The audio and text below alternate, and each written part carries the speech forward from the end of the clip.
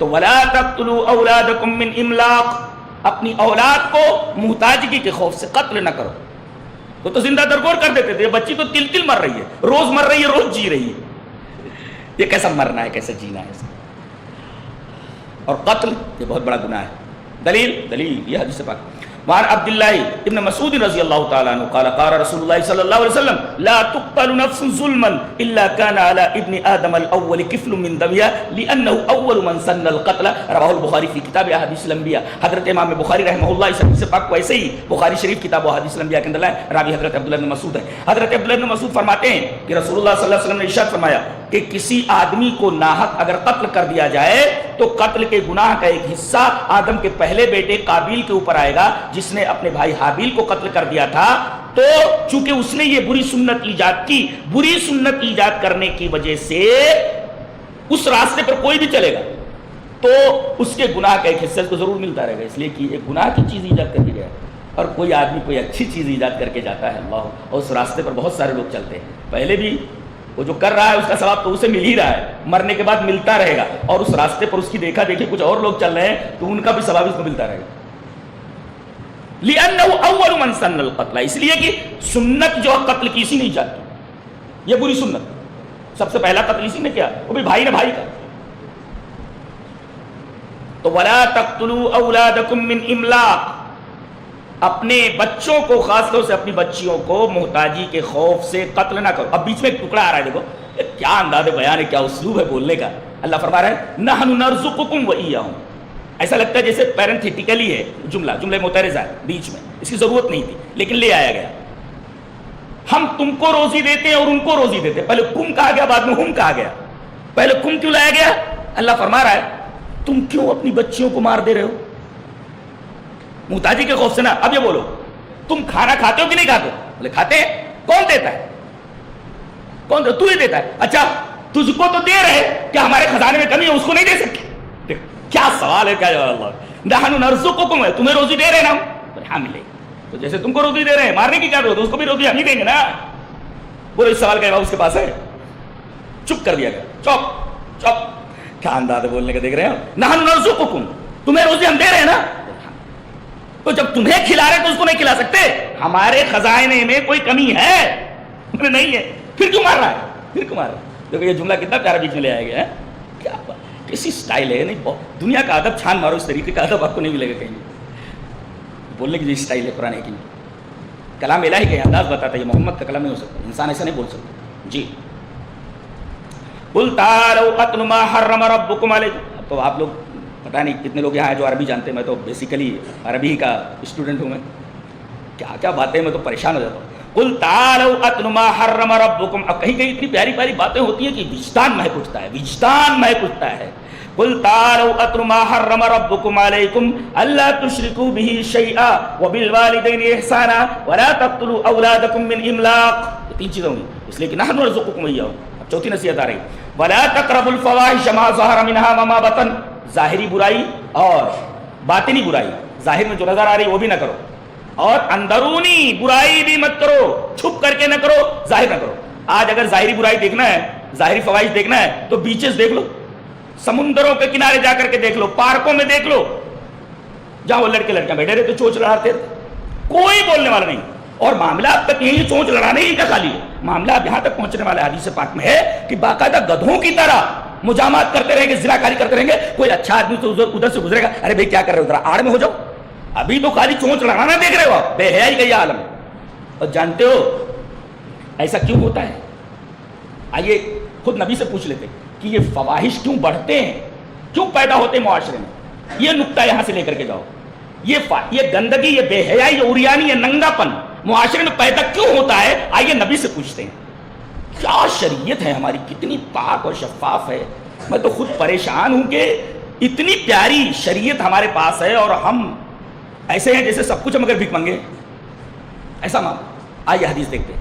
حدیث اس طرح وان وراد كاتب المغيرة عن المغيرة قال قال سعد بن عبادة رضي الله تعالى عنه لو رأيت رجلا مع امرأتي لضربته بالسيف غير مصفح فبلغ ذلك رسول الله صلى الله عليه وسلم فقال أتعجبون من غيرة سعد والله لأنا أغير منه والله أغير مني ومن أجل غيرة الله حرم الفواحش ما ظهر منها وما بطن. وهي الفاظ جو قرآن میں یہاں بھی حدیث میں ولا أحد أحب إليه العذر من الله ومن أجل ذلك بعث المبشرين والمنذرين ولا أحد أحب إليه المدحة من الله ومن أجل ذلك بعد الله الجنة. رواه البخاری فی کتاب التوحید. حضرت امام بخاری رحمۃ اللہ علیہ اس حدیث پاک کو کتاب التوحید میں لائے. آپ کو سن کر حیرت ہوگی کہ پوری حدیث میں ایک ایک لفظ دیکھ ڈالیے, ایک ایک ورڈ کو انسپیکٹ کر لیجیے, آپ دیکھ لیجیے آپ, لیکن آپ کو کہیں توحید کی تے اور شرک کی شین نظر نہیں آئے گی. لیکن اس کو امام بخاری کتاب التوحید میں لا رہے ہیں.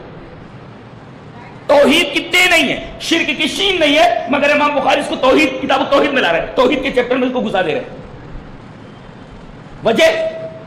وجہ یہ ہے کہ اس حدیث میں ایک بات کہی گئی ہے. سعد بن عبادہ ایک صحابی ہیں, وہ ایک دفعہ کہنے لگے اپنے ساتھیوں سے, سنو, سعد بن عبادہ کہتے ہیں لو رأیت رجلا مع امراتی, اگر میں اپنی بیوی کو کسی غیر مرد کے ساتھ قابل اعتراض حالت میں دیکھ لوں تو I will kill him, I will kill both of them, I will kill him, مار دیتا اس میں, تلوار سے اس کی گردن مار دیتا, تو چھوڑوں گا نہیں.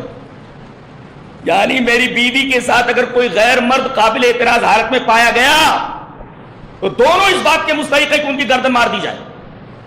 یہ بات جب نبی کو پہنچی فبلغ ذلك رسول اللہ صلی اللہ علیہ وسلم, رسول اللہ صلی اللہ علیہ وسلم کو یہ بات پہنچی تو آپ نے فرمایا تمہیں سعد کی غیرت پر تعجب ہوتا ہے؟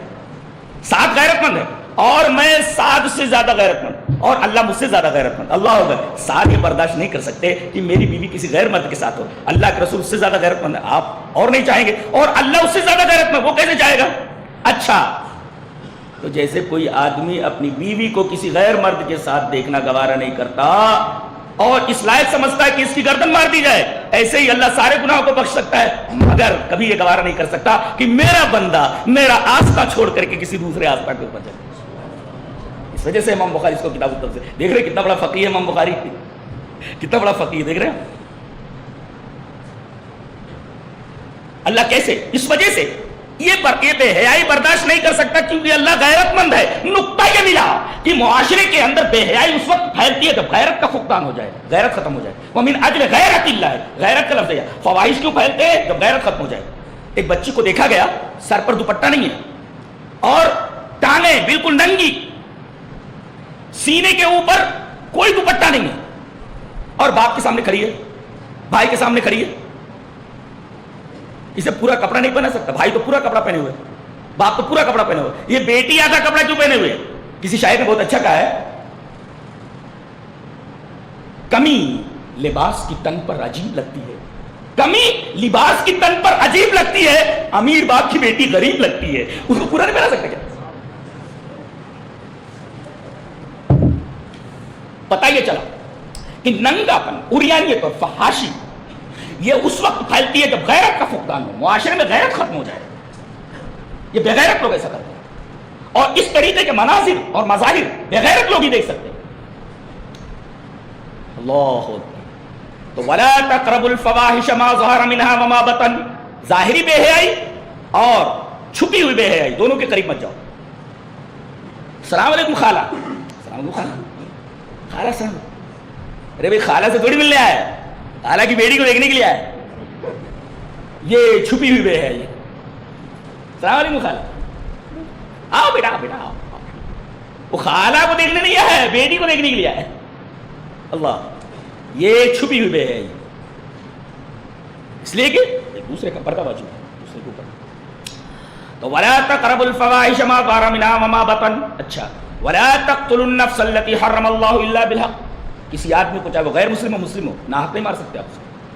کہتے ہیں اسلام ٹیرر کا مذہب ہے. اللہ کے بندو قرآن تو پڑھو, یہاں بتایا گیا کسی نفس کو جو بھی سانس لیتا ہو, نفس مانے سانس, نفس مانے سانس, کل نفس کہا گیا, ہر جاندار. اب ہر جاندار میں مسلم غیر مسلم سب ہے, یہاں وہی لفظ استعمال کیا, ولا تقتلوا النفس, جو بھی نفس ہے بلا وجہ آپ نہیں مار سکتے, بلا وجہ آپ نہیں مار سکتے.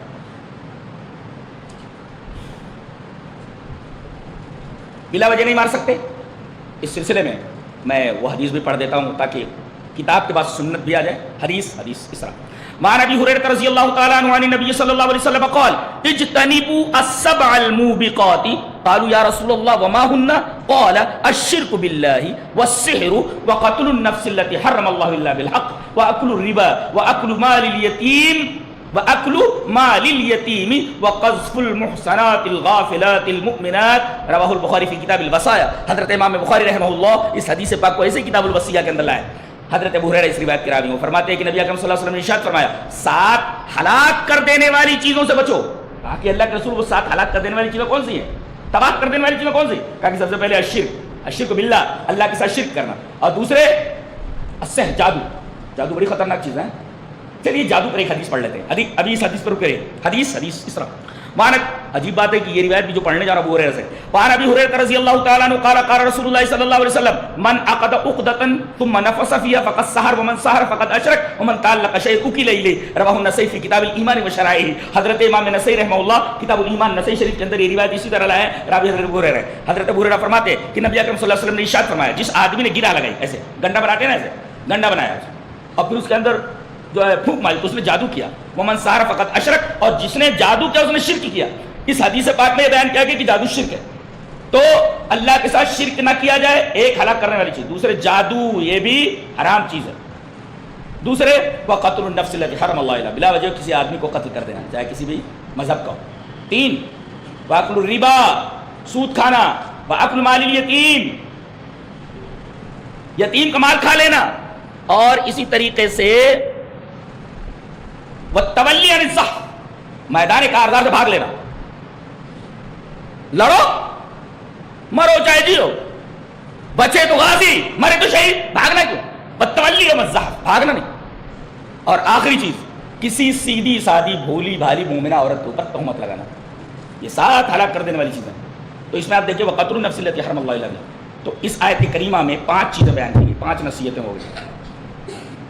اللہ فرماتا ہے ذالکم وصاکم بہ لعلکم تعقلون، یہ اللہ کی وصیت ہے تمہارے لیے. اور وصیت اس لیے ہوتی ہے تاکہ پوری کی جائے. لہٰذا جب اللہ کی وصیت ہو پوری کرو، ضروری ہے پوری کرنا. وصیت ضرور پوری کی جاتی ہے اگر جائز ہو تو، اور اللہ وصیت کر رہا ہے، ظاہر اللہ کی وصیت جائز ہے، لہذا یہ وصیت پوری کرنی ضروری ہے. ذالکم وصاکم بہ لعلکم تعقلون. کل 10 نصیحتیں 5 ہو گئی. ایک آیت کے اندر 5 نصیحتیں. اب دوسری آیت آ رہی ہے، اس میں 4 نصیحتیں ہیں، اور ایک آیت کے اندر ایک ہی نصیحت ہے، اور سب سے اہم چیز وہی ہے. چلو پہلے دوسری آیت کے اندر جو 4 ہیں تو 5 4 9، اور اس کے بعد ایک آیت کے اندر جو ایک نصیحت وہ بعد میں بیان کریں گے. پہلے اب دوسری آیت کے اندر جو 4 نصیحتیں ہیں، 4 وصیتوں بیان کر لیتے ہیں.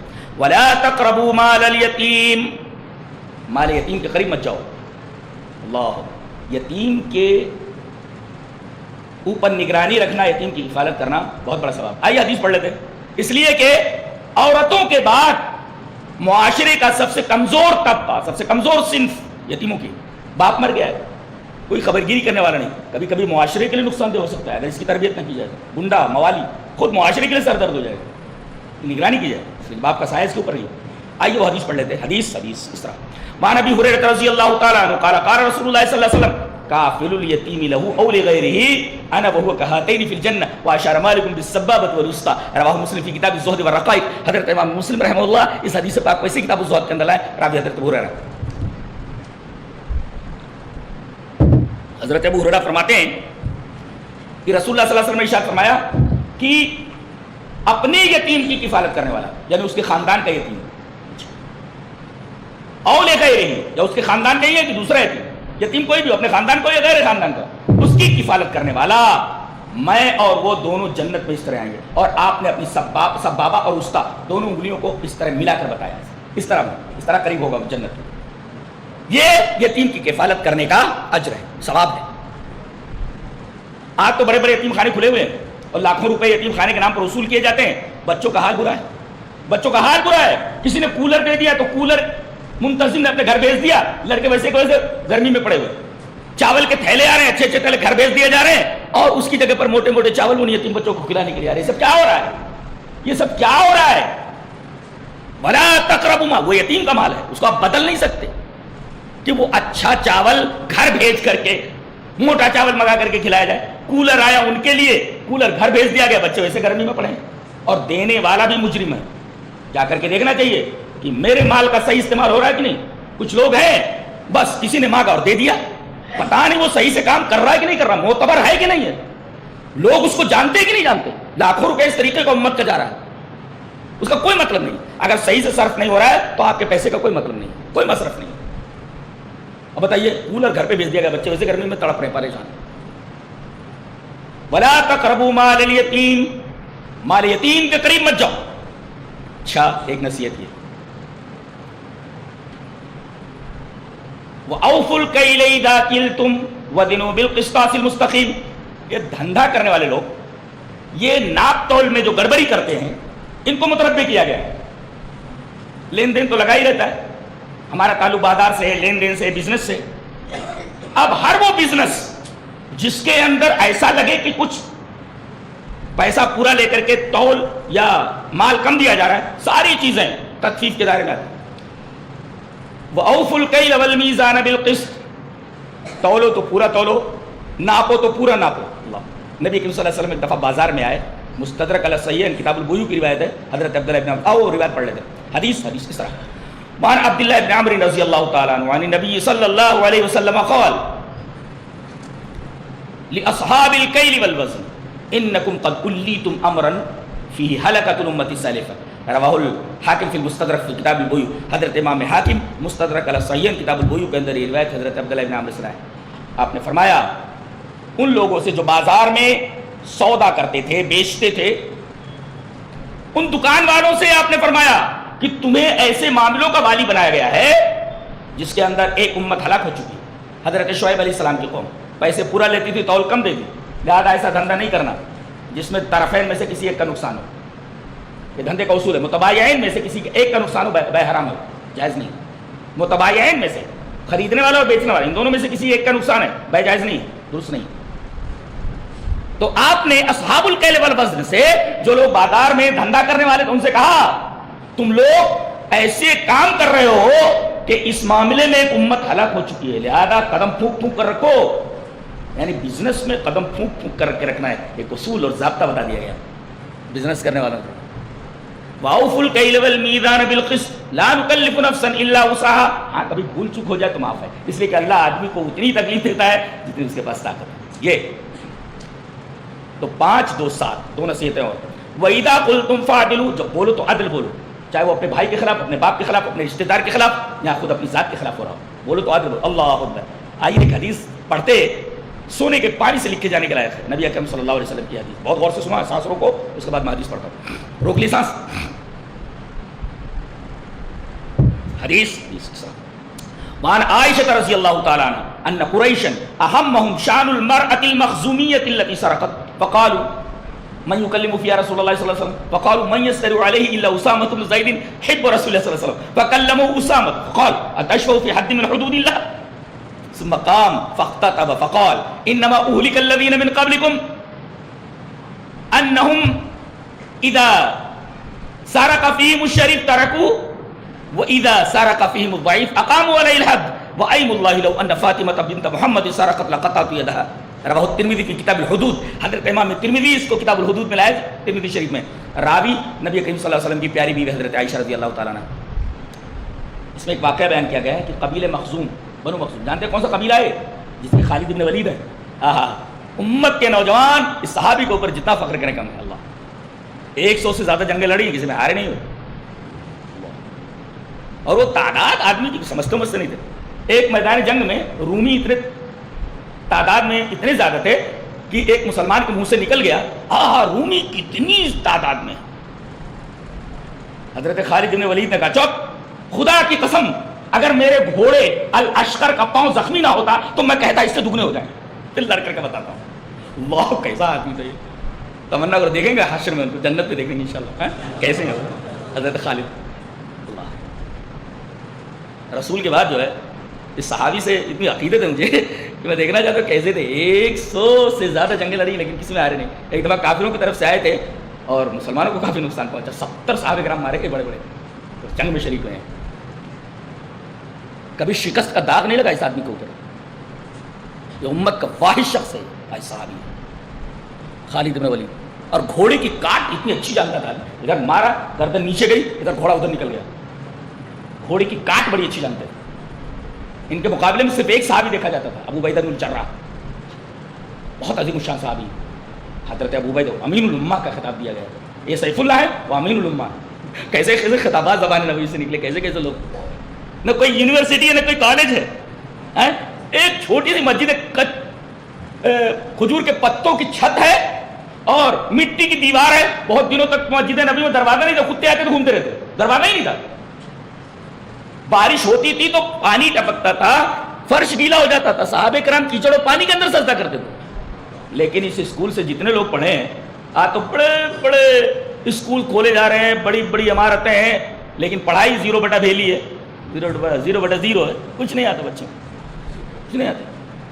بڑی بڑی عمارتیں, خوب پیسے لوٹ رہے ہیں لوگوں سے. پڑھائی نہ امت کے بچوں کی فکر, اس لیے خود اس لائق نہیں ہو, ان کے دلوں میں اللہ کا خوف نہیں. لیکن اس چھوٹے سے مدرسے کے اندر کھجور کے پتوں کی چھت ہے. میں کہتا ہوں دنیا کی تمام یونیورسٹیز مل کر کے اگر ایک صحابی بنانا چاہے نہیں بنا سکتے.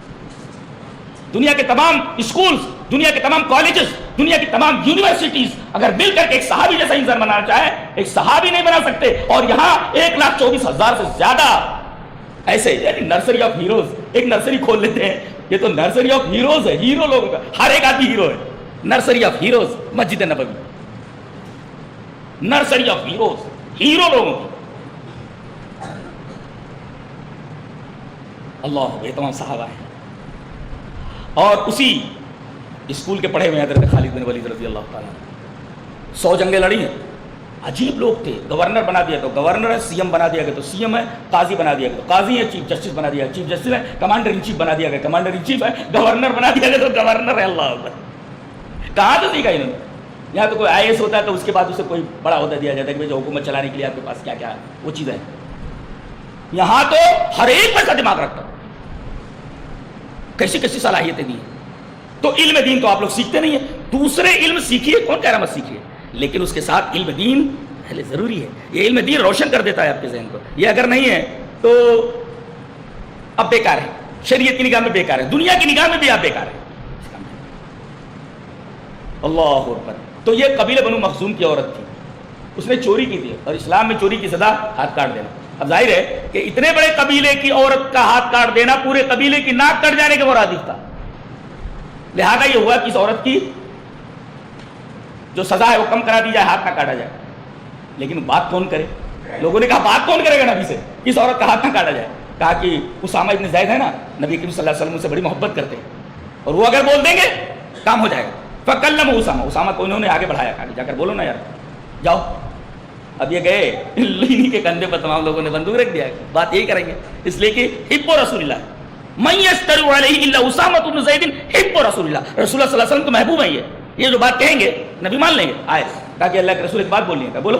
کہا کہ اس عورت کا ہاتھ مت کاٹیے. چپ, اتشفع فی حد من حدود اللہ, یہ میرا کام نہیں, اللہ کی حد ہے. یہ تو اللہ کی حد کے بارے میں سفارش کر رہا ہے, تیری جرأت کیسے ہوئی؟ اتشفع فی حد من حدود اللہ. اور یہی نہیں بلکہ آپ کھڑے ہوئے, آپ ممبر پر فاختتب ثم قال, آپ کھڑے ہو کر کے خطبہ دیا اور کہا سنو, انما اہلک الذین من قبلکم, تم سے پہلے جو لوگ ہلاک ہوئے جانتے ہیں ان کے اندر ایک بیماری تھی. کیا؟ اذا سرق فیہم الشریف ترکوا, جب کوئی بڑا آدمی چوری کرتا تو چھوڑ دیتے تھے. واذا سرق فیہم الضعیف, جب کوئی کمزور آدمی چوری کرتا تو اقاموا علیہ الحد, تو اس کے اوپر حد قائم کرتے. اب آخری ٹکڑا قابل غور ہے, وَأَيْمُ اللَّهِ, میں اللہ کی قسم کھا کر کے کہتا ہوں, لو ان فاطمہ بنت سرقت لقطع بیدہا, اگر میری لخت جگر فاطمہ بھی چوری کرتی تو میں اس کا ہاتھ کاٹ دیتا. یہ عدل ہے, انصاف ہے. اور دنیا میں عدل اگر قائم ہو جائے تو تمام فسادات, تمام چیزیں ویسے ہی ختم ہو جائے. امن و امان کہاں ختم ہوتا ہے؟ جب وہاں عدل نہ رہے. تو عدل کی جگہ ظلم آ جائے تو فوراً وہاں پر فساد کھڑا ہو جاتا ہے. وَأَيْمُ اللَّهِ لَوْ أَنَّ فَاطِمَةَ بِنْتَ مُحَمَّدٍ سَرَقَتْ لَقَطَعْتُ يَدَهَا, اگر میری لخت جگر فاطمہ بھی چوری کرتی تو میں اس کا ہاتھ کاٹ دیتا. یہ ہوئی جناب والا 8ویں نصیحت. وَإِذَا قُلْتُمْ فَاعْدِلُوا وَإِن ذَا قُرْبَىٰ, وہ بھی عہد اللہ یوفوا, اور عہد کرو تو پورا کرو. ایک ہوتا وعدہ, وعدہ ایک طرفہ ہوتا ہے, عہد دو طرفہ ہوتا ہے, میں بھی. اور عقد کس کو بولتے ہیں؟ جو لکھت میں آ جائے. یہ 3 فرق ہے. وعدہ ایک طرفہ ہوتا ہے, عہد 2 طرفہ ہوتا ہے, اور عقد جو مارز تحریر میں آ جائے. یہ 3 فرق ہے, عقد, عہد اور وعدہ. اب دیکھیں یہاں وہ بے حد اللہ ہو, عہد کرو تو پورا کرو. اب آئیے اس پر بھی ایک حدیث پڑھ لیتے ہیں. حدیث اس طرح, وعن عبد الله بن عمرو رضی اللہ تعالی عنہ عن النبي صلی اللہ علیہ وسلم قال اربع من كن فيه كان منافقا او كانت فيه خصلة من اربعة كانت فيه خصلة من النفاق حتى يدعها, اذا حدث كذب, واذا وعد اخلف, واذا آہد غدر وإذا خاصم فجر، رواہ البخاری فی کتاب المظالم۔ حضرت امام بخاری رحمہ اللہ بخاری شریف کتاب المظالم کے اندر یہ روایت اسی طرح لائے ہیں۔ راوی حضرت عبداللہ ابن عمرو ہے۔ حضرت عبداللہ ابن عمرو فرماتے ہیں کہ رسول اکرم صلی اللہ علیہ وسلم نے ارشاد فرمایا کہ 4 چیزیں جس آدمی کے اندر وہ پکا منافق ہے، اور چاروں چیزوں میں سے اگر ایک پائی جائے تو اتنا ہی منافق ہے، حتیٰ یہ داہیا تک کہ اس کو چھوڑ دے، جب بولے تو جھوٹ بولے، اور جب وعدہ کرے تو اس کی خلاف ورزی کرے، وَإِذَا عَاهَدَ غَدَرَ، اور جب عہد کرے تو غداری کرے۔ اس کا مطلب ہے وہ بِعَهْدِ اللَّهِ يَوْفُوا، اور عہد کرو تو پورا کرو، اس لیے کہ عہد کا پورا نہ کرنا یہ در حقیقت نفاق کے دائرے میں آتا ہے، ایسا آدمی منافق ہے۔ یہ ہوا 9 وصیتیں، میں سرسری طور پر گزر رہا ہوں، ابھی ڈیپ میں نہیں جا رہا ہوں ورنہ اوپر سے جائے گی آپ کے جی۔ تو یہ 9 نصیحتیں ہو گئی۔ اچھا آخری نصیحت جو ایک آیت کے اندر بیان کی گئی ہے، اللہ نے فرمایا وَأَنَّ هَذَا صِرَاطِي مُسْتَقِيمًا فَاتَّبِعُوهُ وَلَا تَتَّبِعُوا السُّبُلَ فَتَفَرَّقَ بِكُمْ عَنْ سَبِيلِهِ، یہ میرا سیدھا راستہ ہے، صراط مستقیم ہے، تم اسی کے اوپر چلو، راستوں پر نہ چلو۔ پتہ یہ چلا کہ اختلاف جو ہوتا ہے، اختلاف وہ حق کو فالو کرنے پر نہیں ہوتا، حق ایک ہوتا ہے، حق ایک ہوتا، ناحق کئی ہوتے، اور حق کو فالو کیا جائے تو اختلاف نہیں ہوتا، ناحق کو فالو کرنے لگتے لوگ اختلاف ہوتا ہے۔ اور یہاں کہا گیا راستے پر چلو، راستوں پر نہ چلو۔ اور پھر نبی کریم صلی اللہ علیہ وسلم نے اس آیت کریمہ کی شرح فرمائی، حدیث اس طرح، وعن جابر بن عبد الله رضی اللہ تعالیٰ عنہ قال كنا عند النبي صلی اللہ علیہ وسلم فخط خطين عن يمينه وخط خطين عن يساره ثم وضع يده في الخط الوسط فقال هذا سبيل الله ثم تلا هذه وان هذا صراطي مستقيما فاتبعوه ولا تتبعوا السبل فتفرق بكم عن سبيله، رواه ابن ماجہ في کتاب المقدمہ في باب اتباع سنت رسول اللہ صلی اللہ علیہ وسلم۔ امام ابن ماجہ رحمہ اللہ کتاب المقدمہ میں باب اتباع سنت رسول اللہ صلی اللہ علیہ وسلم کی روایت لائے، راوی حضرت جابر بن عبداللہ۔ حضرت جابر فرماتے ہیں کہ ہم لوگ بیٹھے ہوئے تھے، اچانک آپ صلی اللہ علیہ وسلم نے ایک لکیر کھینچی، ڈریو اسٹریٹ لائن، آپ نے ایک سیدھی لکیر کھینچی اور دائیں 2 لکیریں بائیں 2 لکیریں، اور آپ نے بیچ والی لائن کے اوپر ہاتھ رکھا اور فرمایا یہ اللہ کا راستہ ہے۔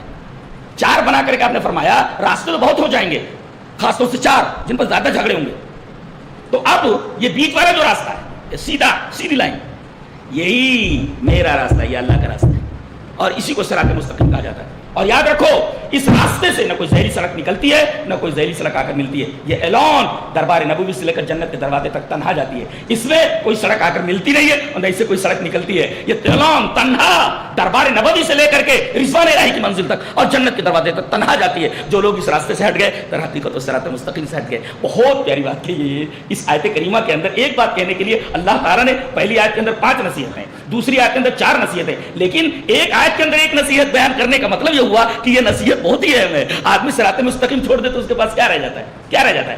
تو اللہ تبارک و تعالیٰ نے سادے انداز میں نے 10 نصیحتیں بیان کر دی ہیں، اور دعا کرتا ہوں کہ اللہ تبارک و تعالیٰ ہمیں ان 10 نصیحتوں کے اوپر، اللہ کی 10 نصیحتوں کے اوپر عمل کرنے کی توفیق عطا فرمائے۔